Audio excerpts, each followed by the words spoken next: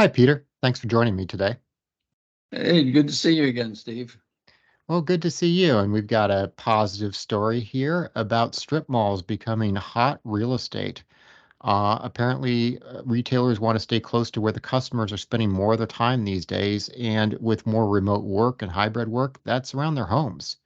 There's been a widespread shift to a flexible working environment.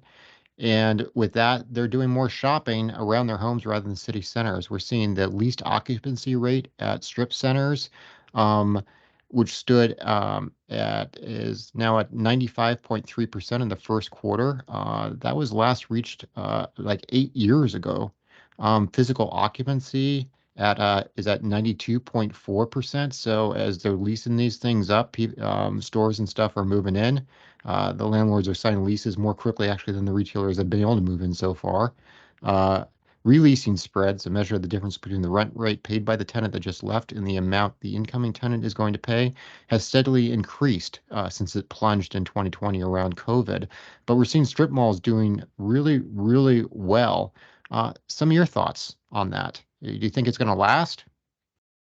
Well, I think it's going to last for a while, and I think it is in concert with the migration from the cities to the suburbs, and also with the work at home. So I don't think people want to travel to the big malls anymore. Usually they're further away.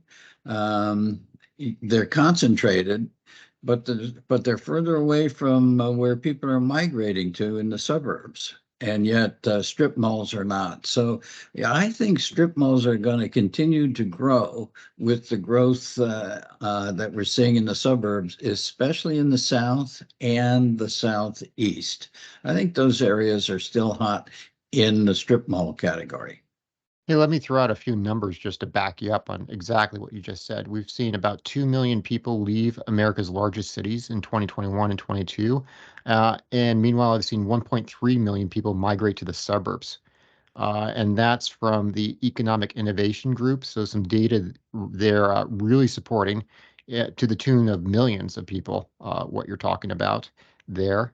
Um, we've also, JP Morgan Chase has found that the number of retail establishments in city centers has declined 3.8%. That's as of the fourth quarter 21 compared to 2019. By contrast, the number of establishments in inner suburbs rose roughly 1%. So there's some hard data backing up exactly what you're saying. Yeah, and strip malls are a combination nowadays of hard goods and services. I think chiropractors and some medical practices are uh, renting in strip malls along with haberdashery. So it works for people in the suburbs, and also they don't have to travel very far. As a matter of fact, even restaurants, even good restaurants, white linen uh, table restaurants are housing themselves in the strip malls, and it makes it very convenient for people. They don't have to travel very far, whether lunch or dinner. I completely agree. And another facet of this also is, and this is according to eMarketer, uh, click and collect sales comprise 8.5% of online retail sales, but that's where somebody orders it online, but then they go, and often in the case, it's going to their local strip mall store there to actually pick up the online good. So we're even seeing e-commerce actually be supportive of your local strip center here. Yeah, absolutely. And it is even, this is kind of odd, but contributed to the growth in gun store retailers in the Southeast because you can order the guns online or the ammunition and have it sent to your local dealer. Who has the federal firearms license? I know it's a quirk, but it's part of the growth.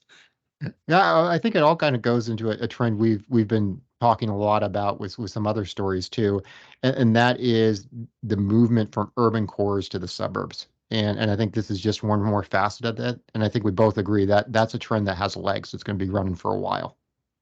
I agree. For a while, I think absolutely. Okay, so we're in agreement that this isn't a Yeah, flash in the pan. There's some legs to this trend, and it's something that should benefit strip centers that are well managed in good locations.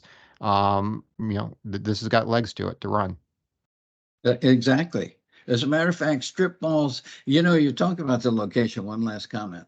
What I'm seeing is strip malls are expanding. There's rows and rows of strip malls with huge parking areas. So it's not just one strip mall, it's several that are jointly located within a huge parking lot. It's kind of interesting.